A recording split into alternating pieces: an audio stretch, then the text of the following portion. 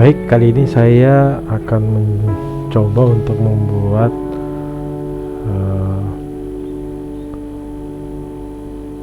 materi sederhana terkait dengan bagaimana seorang mahasiswa dapat menentukan dan memilih alat statistik yang sesuai dengan judul penelitian yang akan dibuat.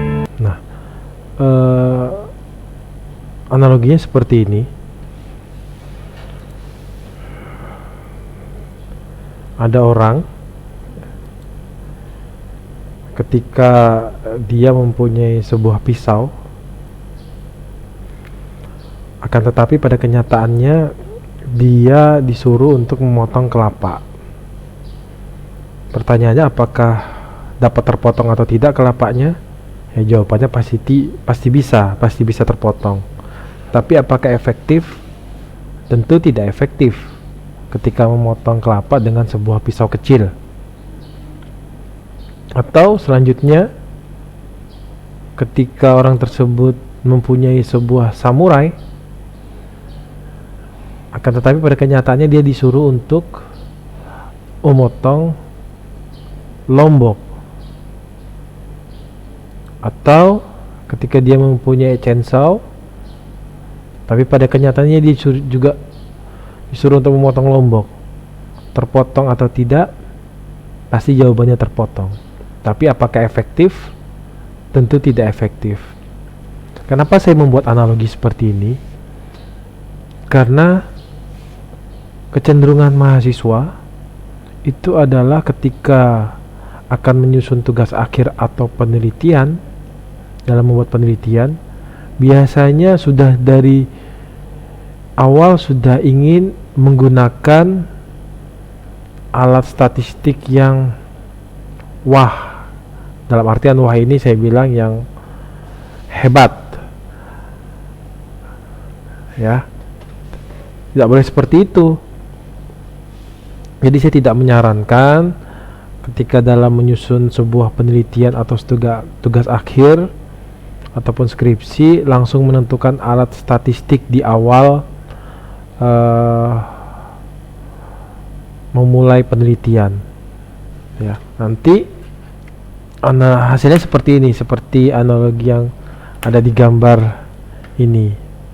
Nah, untuk meminimalisir kasus seperti ini, maka seorang mahasiswa harus ingat dalam menentukan alat statistik hanya dua saja yang perlu diingat. Yang pertama adalah berdasarkan jenis datanya,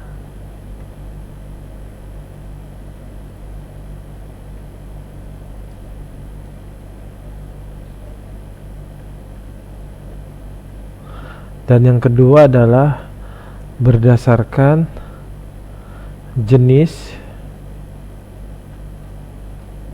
hipotesis.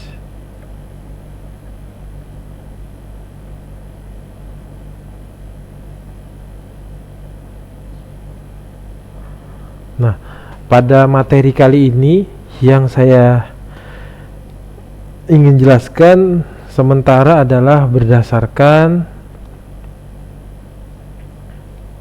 jenis datanya. Ya, yang saya ingin jelaskan adalah berdasarkan jenis datanya.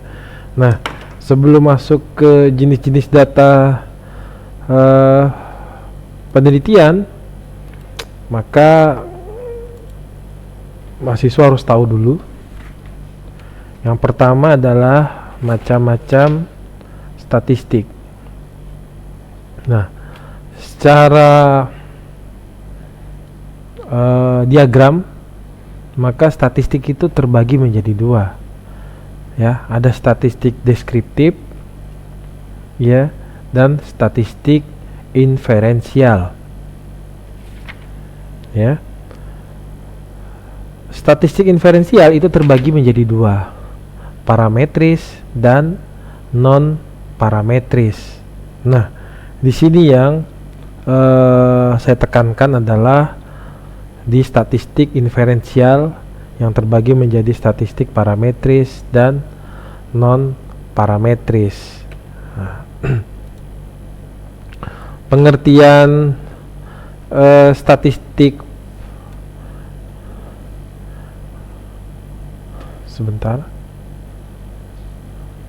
pengertian statistik parametris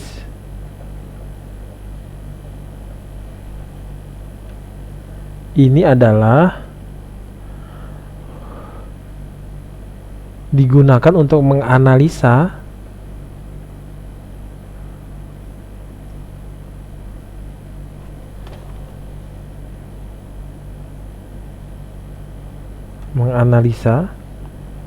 data interval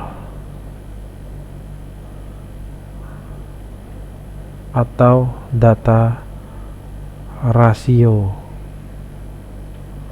dan ini pastinya berdistribusi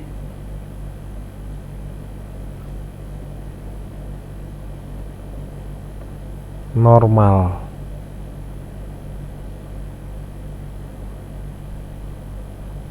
Nah, ini adalah statistik parametris. Sedangkan pengertian statistik non parametris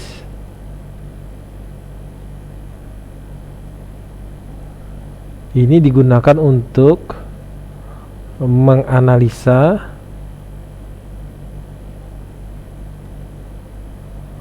data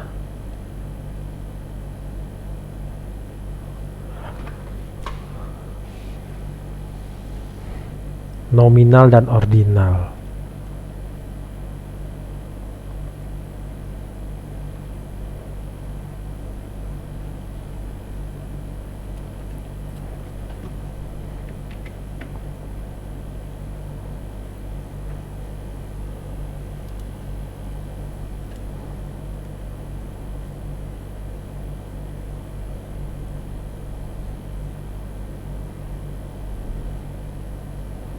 Dan pastinya dia distribusinya tidak normal.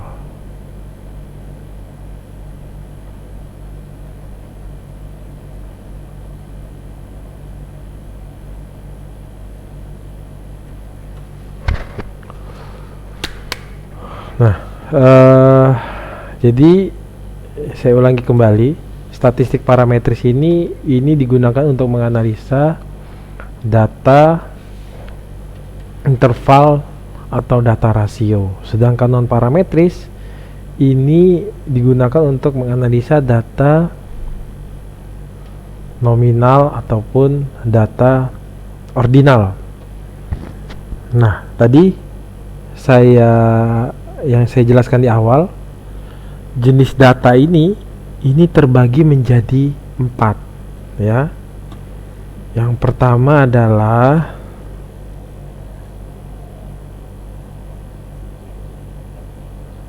satu, dua, tiga, 4. Ini adalah tingkatan data dari yang terendah sampai yang tertinggi. Yang pertama ini, yang terendah adalah data nominal. Yang tangga selanjutnya adalah data ordinal. Yang nomor 3, tangga ketiga adalah data interval, dan tangga terakhir adalah data rasio. Nah, ini jangan sampai lupa. Jadi jenis data itu ada 4: data nominal, data ordinal, data interval, dan data rasio. Jadi yang paling terbawah adalah data nominal, dan yang paling tinggi adalah data rasio. Nah, sebelum mengetahui jenis data, ya, maka teman-teman juga perlu tahu jenis data itu terbagi menjadi 2. Ada nanti data kualitatif dan data kuantitatif. Data kuantitatif itu adalah data yang berbentuk angka, ya. Saya ulangi, saya tulis kembali. Data kuantitatif ini adalah data yang berbentuk angka.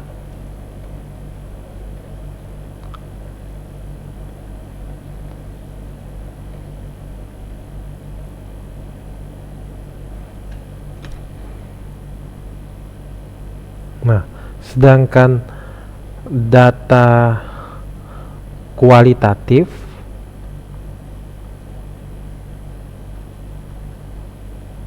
ini adalah data kuantitatif yang dikualitatifkan, atau lebih mudahnya data kuantitatif atau data yang berbentuk angka tersebut kita bahasakan dalam bentuk kalimat, ya. Jadi data kuantitatif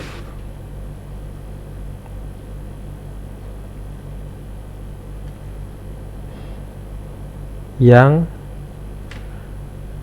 dikalimatkan, ya. Jadi misalnya nih, kalau data kuantitatifnya angka 1 gitu, nah maka kualitatifnya adalah harus diartikan dalam bentuk kalimat, ya. Jadi dibuat dalam bentuk kalimat. Demikian sebaliknya, ya. Kalau data kualitatif tadi adalah data kuantitatif yang dikualitatifkan, maka data kualitatif itu adalah data kuantitatif itu adalah data kualitatif yang dikuantitatifkan, atau lebih mudahnya adalah data yang berbentuk angka, data yang berbentuk kalimat tapi dimaknai dalam bentuk angka, ya. Ini sudah ada penjelasan lebih mudahnya, ya. Saya ulangi kembali, data kuantitatif adalah data yang berbentuk angka, sedangkan data kualitatif itu adalah data kuantitatif yang berbentuk angka tersebut kemudian kita bahasakan dalam bentuk kalimat, tidak lagi berbentuk angka, sehingga lebih mudah dipahami. Nah, kemudian dalam kuantitatif itu terbagi menjadi dua jenis data. Ada data diskrit atau disebut dengan data nominal, ada juga data kontinum. Data kontinum itu terbagi menjadi 3, data ordinal, data interval, sama data rasio. Nah, apa pengertian dari keempat jenis data tersebut? Maka untuk lebih mudahnya saya coba buat.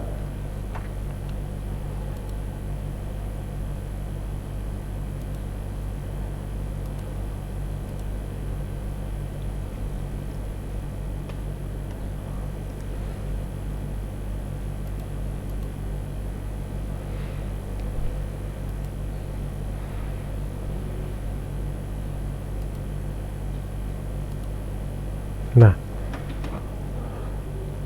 untuk data nominal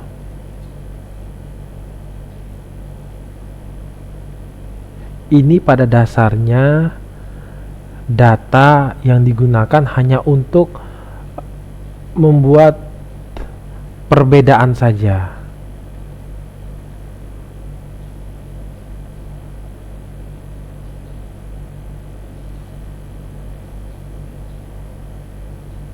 Apa contohnya? Misalnya seperti ini. Ada jenis olahraga. Yang pertama basket, kemudian bola, kemudian renang, kemudian ada sepeda.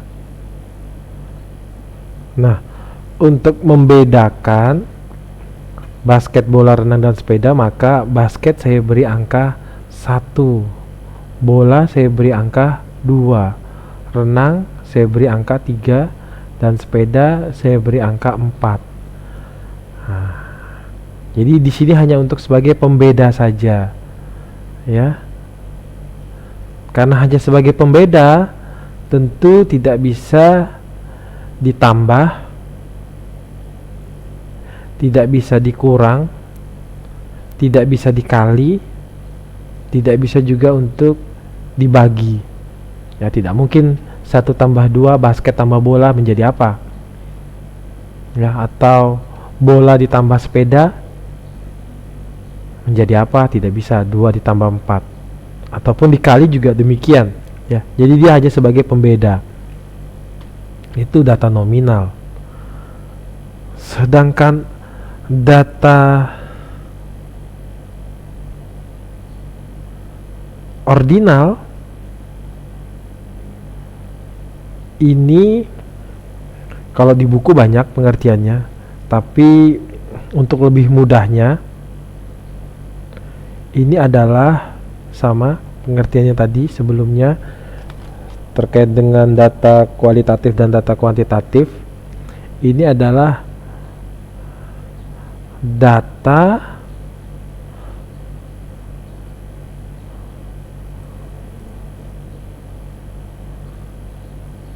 kuantitatif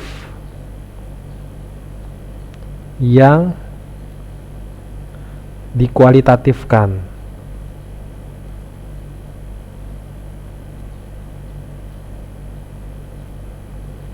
Misalnya nih, ada skala kepuasan, ya, 1, 2, 3, 4, 5. Nah, tadi pengertian data kuantitatif adalah data berbentuk angka. Nah, ini adalah angka, ini angka, ini angka, ini angka, ini angka. Kemudian data kualitatif ini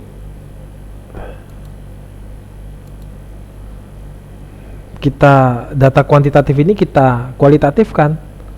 Misalnya 1 adalah sangat tidak puas, ya.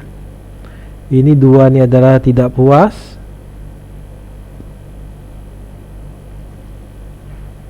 Ya. Ketiga ini adalah netral. Ini puas. Ini cukup puas. Mohon maaf.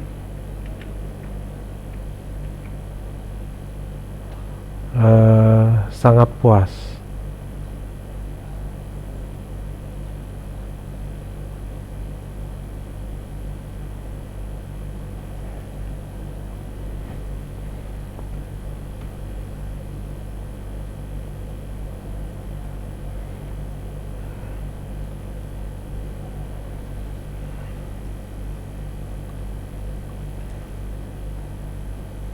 Bentar, pennya lari-lari.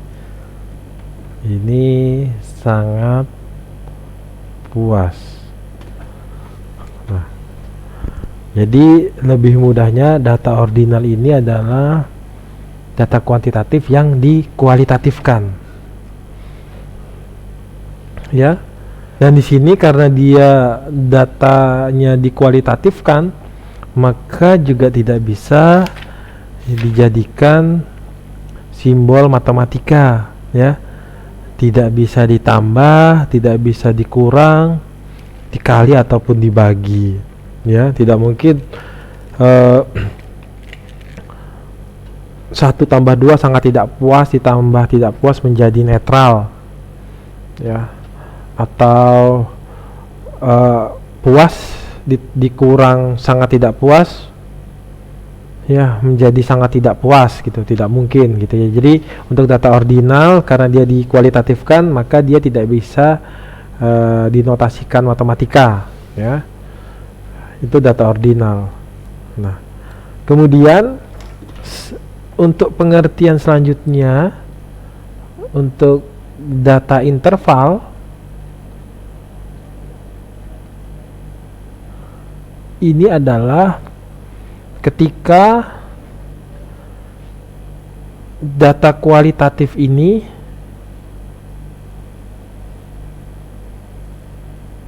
ingin digunakan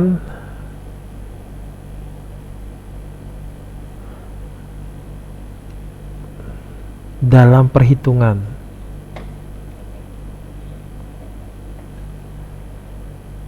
Artinya untuk lebih mudahnya adalah ketika data kualitatif ini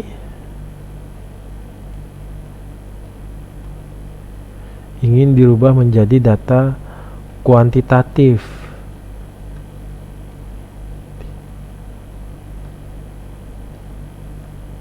Ya, jadi bahasanya yang sangat tidak puas ini, tidak puas, netral, puas dan sangat puas ini kita ingin menghitungnya dalam bentuk angka, ya. Ini maka dinamakan data interval. Dan dia di sini mempunyai sifat tidak ada nilai nol absolut ya atau mutlak ya. Kenapa dia tidak mempunyai nilai nol absolut atau mutlak? Nanti teman-teman bisa melihat pada buku statistik ya. Pada kuncinya adalah dia pengertian adalah interval ya, karena interval maka dia mempunyai jarak yang sama, jadi tidak mungkin mempunyai nilai nol absolut atau mutlak ya. Itu pengertian data interval. Dan terakhir adalah pengertian data rasio atau data yang paling tinggi nih. Data rasio ini sifatnya dia mempunyai nilai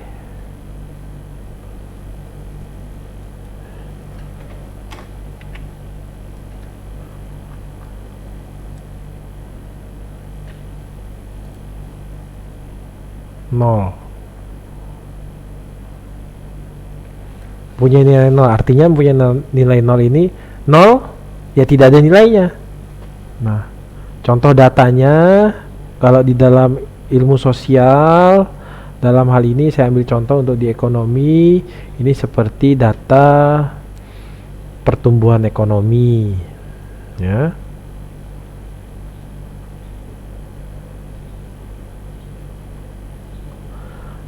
Kemudian data jumlah penduduk, data inflasi ya, dan sebagainya ya. Jadi ini data yang tingkatannya paling tinggi. Jadi teman-teman ya sudah harus bisa memahami dari keempat pengertian jenis data ini. Saya ulangi kembali, data nominal ini hanya untuk membedakan saja. Data ordinal ini adalah data kuantitatif yang dikualitatifkan. Data interval itu adalah ketika data kualitatif tersebut ingin dikuantitatifkan ya, dan tidak mempunyai nilai nol. Dan data rasio ini adalah data yang punya nilai nol, atau saya boleh ambil kesimpulan adalah data yang tidak diperoleh dari hasil perhitungan si peneliti tapi dari tangan kedua atau secondary, yaitu data rasio. Nah, selanjutnya ketika sudah memahami pengertian dari keempat data ini, maka teman-teman akan lebih mudah untuk menentukan alat statistik yang sesuai, ya. Karena pada kali ini saya hanya ingin menyampaikan terkait dengan jenis data, tidak menyampaikan secara spesifik terkait dengan jenis hipotesis, ya. Maka tabel penggunaan statistiknya seperti ini, ya. Ketika saya jenis datanya adalah nominal dan hipotesisnya adalah berbentuk deskriptif, maka alat analisa atau alat analisis yang sesuai adalah menggunakan binomial atau one sample, ya. Tapi ketika bentuk hipotesisnya berbentuk komparatif, ya, dan datanya adalah nominal, maka teman-teman bisa menggunakan alat analisa yang seperti yang saya tampilkan seperti ini. Apakah ketika dia menggunakan komparatif dua sampel menggunakan McNemar, ya, atau two sample, atau ketika saya menggunakan hipotesisnya asosiatif, maka saya bisa menggunakan kontingensi, ya. Demikian sebaliknya, ketika datanya ordinal dan hipotesisnya berbentuk asosiatif, ya, maka saya bisa menggunakan kendal tau atau correlation atau Spearman rank, ya. Nah, nominal dan ordinal sekali lagi ini adalah statistik non parametris, ya. Jadi dia pasti datanya tidak berdistribusi normal. Demikian hal sebaliknya, ketika jenis data yang saya pakai dalam penelitian adalah interval ataupun rasio dan jenis hipotesis adalah asosiatif, maka saya bisa menggunakan alat analisa product moment, partial correlation atau multiple correlation, ya. Jadi jangan sampai salah, ya. Ketika nanti datanya ordinal, tiba-tiba saya langsung hipotesis adalah asosiatif, saya ingin menggunakan multiple correlation, tidak bisa. Artinya saya menabrak garis pembatas ini, ya, nggak boleh, ya. Atau demikian sebaliknya, ya, ketika saya mempunyai data nominal, apakah saya bisa menggunakan multiple correlation? Ya, tidak bisa, ya. Tapi kalau data interval, dia bisa diturunkan tangganya atau statusnya menjadi ordinal, ya, bisa. Jadi teman-teman harus sudah bisa memahami pengertian jenis data tersebut: nominal, ordinal, interval, dan rasio. Sedangkan hipotesisnya adalah deskriptif, komparatif, dan asosiatif. Dan saya yakin artinya kasus-kasus seperti ini, ya, ketika seorang peneliti sudah mempunyai judul penelitian, maka dia tidak akan kebingungan lagi untuk menggunakan alat statistik yang sesuai dengan tema penelitian yang akan dibuat. Demikian materi yang bisa saya sampaikan. Terima kasih.